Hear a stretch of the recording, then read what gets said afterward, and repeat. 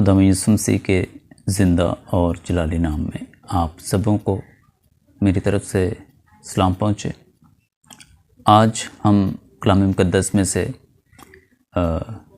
بڑے اہم اور خاص موضوع پر ہم بات کریں گے، ہم سیکھیں گے، ہم غور کریں گے کہ کلام مقدس ہمیں آج کیا سکھاتا ہے اور کیا تعلیم دیتا ہے۔ جب ہم کلام مقدس کا مطالعہ کرتے ہیں تو کلام مقدس ہمیں نصیحت کرتا ہے، کلام مقدس ہمیں سکھاتا ہے کہ زر کی دوستی سے خالی رہو۔ یعنی جس طرح ہم اپنی زندگی پر غور کرتے ہیں، ہمارا مختلف چیزوں کی طرف انٹرسٹ ہوتا ہے، ہم دنیا کی چیزوں کی طرف مائل ہوتے ہیں، ہم پیسے کی طرف مائل ہوتے ہیں۔ جب ہم عبرانیوں کا خط 13 باب اور اس کی 5 آیت پڑھتے ہیں تو اس میں بھی ہمیں تعلیم دی گئی ہے، ہمیں سکھایا گیا ہے کہ زر کی دوستی سے خالی رہو اور جو تمہارے پاس ہے اسی پر قناعت کرو، کیونکہ اس نے خود فرمایا ہے کہ میں تجھ سے ہرگز دستبردار نہ ہوں گا اور کبھی تجھے نہ چھوڑوں گا۔ اس واسطے ہم دلیری کے ساتھ کہتے ہیں کہ خداوند میرا مددگار ہے، میں خوف نہ کروں گا، انسان میرا کیا کرے گا۔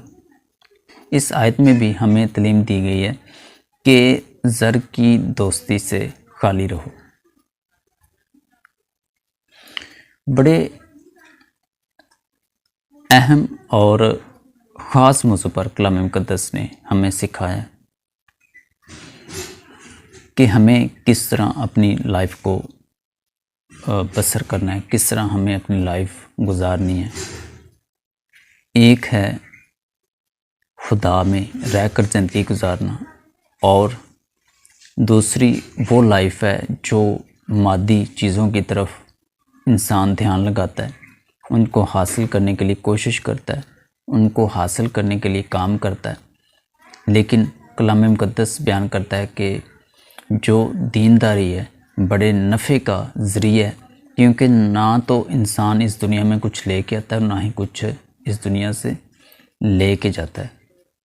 ہمارے لیے انڈرسٹینڈ کرنا یہ ضروری ہے کہ ہمیں خدا میں رہ کر اپنی زندگی بسر کرنی ہے، جس طرح خدا کے لوگوں نے اپنی زندگی بسر کی، جس طرح ہم خدا کے مقدس لوگوں کو دیکھتے ہیں، وہ اپنا وقت جو ہے وہ خدا میں گزارتے ہیں، وہ اپنا ٹائم جو ہے وہ پریئر میں گزارتے ہیں، خدا کی حضوری میں گزارتے ہیں، وہ خدا کے حکم کی تابعداری کرتے ہیں۔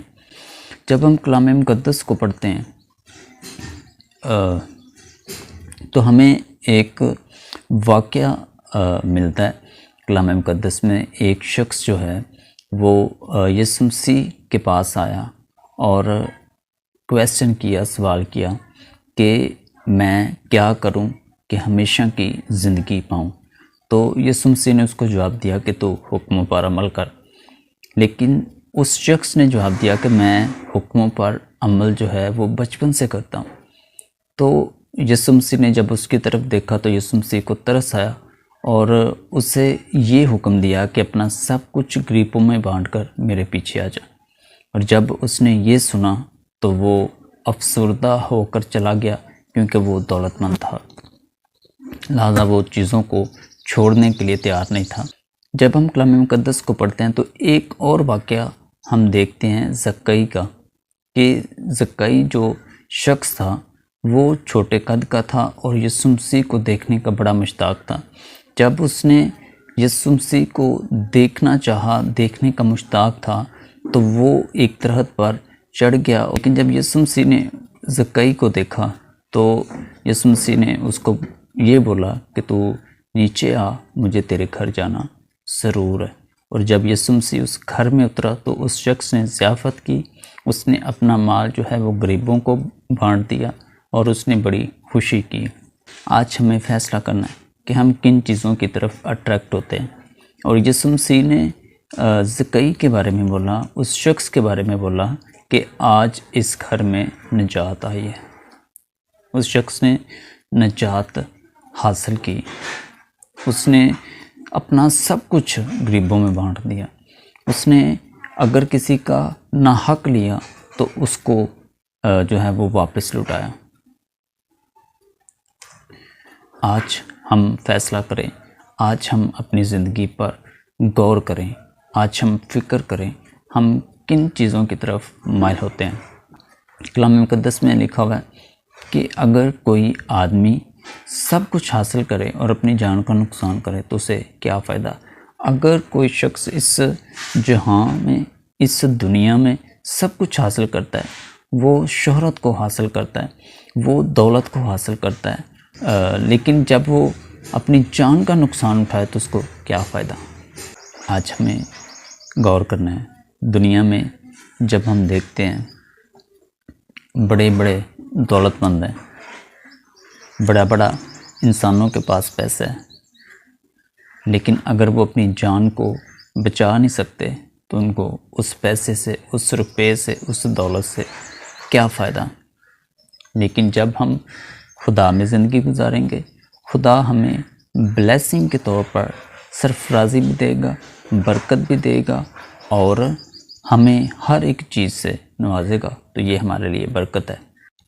ایوب نبی کے بارے میں کلام مقدس میں لکھا ہوا ہے کہ اہل مشرق کا امیر ترین شخص، وہ اہل مشرق کا امیر ترین شخص ہے، لیکن خدا سے ڈرنے والا ہے، خدا کا خوف رکھتا ہے اور کامل ہے۔ اگر آج ہم صرف پیسے کے پیچھے دوڑ رہے ہیں تو یہ ہمارے لیے نقصان کا سبب ہے، یہ ہمارے لیے تباہی کی طرف ہمیں لے کے جائے گا۔ اور ایک شخص جب اس طرح کی لائف گزارتا ہے تو وہ ہلاکت کی طرف اپنے آپ کو لے کے جاتا ہے۔ لیکن ہمیں خدا کا ڈر رکھنے کی ضرورت ہے، خدا کا خوف رکھنے کی ضرورت ہے، خدا میں زندگی گزارنے کی ضرورت ہے، کیونکہ کلام مقدس گواہی دیتا ہے کہ دینداری بڑے نفع کا ذریعہ ہے۔ آج ہمیں خدا میں زندگی گزارنے کی ضرورت ہے، خدا میں اپنی لائف جو ہے وہ خدا میں گزارنے کی ضرورت ہے۔ کلام مقدس میں یہ بھی لکھا ہوا ہے کہ صادق جو ہے وہ کھجور کے درخت کی مانند ہے، یعنی وہ شخص جو ہے وہ قائم رہتا ہے، وہ کھڑا رہتا ہے، وہ مضبوط رہتا ہے اور گھبراتا نہیں ہے۔ کھجور کا درخت ہر ایک پرابلم کو فیس کرنے کے قابل ہوتا ہے، وہ ہواؤں کو برداشت کر لیتا ہے، وہ گرمی کی شدت کو برداشت کر لیتا ہے، وہ طوفانوں کو برداشت کر لیتا ہے اور وہ قائم رہتا ہے اور کھڑا رہتا ہے۔ اسی طرح خدا کے لوگ ہوتے ہیں، وہ ہر ایک مشکل کو فیس کر سکتے ہیں، کر لیتے ہیں اور کھڑے رہتے ہیں اور قائم رہتے ہیں۔